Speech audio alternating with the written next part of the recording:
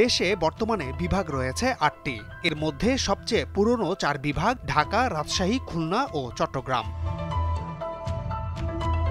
এবার দেশের এই পুরনো ৪টি বিভাগকে ৪টি প্রদেশ করার সুপারিশের কথা ভাবছে জনপ্রশাসন সংস্কার কমিশন। রাষ্ট্রীয় নিরাপত্তা সহ গুরুত্বপূর্ণ বিষয় ছাড়া অন্যান্য বিষয়ের ব্যবস্থাপনা প্রদেশের হাতে দেওয়ার পক্ষে এ কমিশন।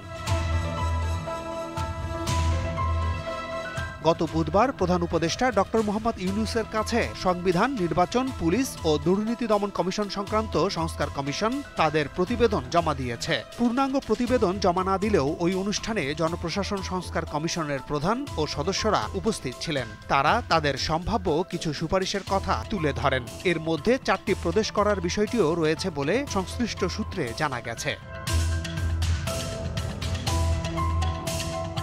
জনপ্রশাসন সংস্কার কমিশনের সম্ভাব্য সুপারিশগুলোর মধ্যে অন্যতম হল বিকেন্দ্রীকরণের অংশ হিসেবে ৪টি প্রদেশ করা। এর আগে বিভিন্ন সময় নানা অনুষ্ঠানে বিভিন্ন রাজনৈতিক দলের পক্ষ থেকে বেশ কয়েকবার দেশকে বিভিন্ন প্রদেশে ভাগ করার প্রস্তাব দেয়া হয়। সুতরাং বাংলাদেশে একাধিক প্রদেশ করার আলোচনা নতুন নয়। অন্তর্বর্তী সরকারের ১ মাস পূর্তি উপলক্ষে উপদেষ্টা এম সাখাওয়াত হোসেন রাষ্ট্র মেরামতের এখনই সময় শীর্ষক লেখায় ৫টি প্রদেশ করার প্রস্তাব করেন।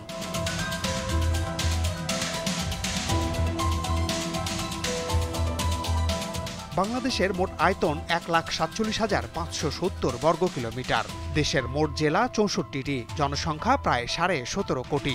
বাংলাদেশ জনসংখ্যার দিক থেকে বিশ্বে ৮ম বৃহত্তম দেশ। বিপুল এই জনগোষ্ঠীর কাছে সরকারের উন্নয়নের সুফল পৌঁছাতে হলে প্রদেশের বিষয়টি নিয়ে ভাবা যায় বলে অনেকে মনে করেন। কারো কারো মতে বাংলাদেশকে ন্যূনতম ৫টি প্রদেশে ভাগ করে একটি ফেডারেল কাঠামোর রাষ্ট্র করা যেতে পারে। পূর্ব ও পশ্চিম অঞ্চলে ২টি করে ৪টি প্রদেশ ও বৃহত্তর ঢাকা নিয়ে আরেকটি প্রদেশ।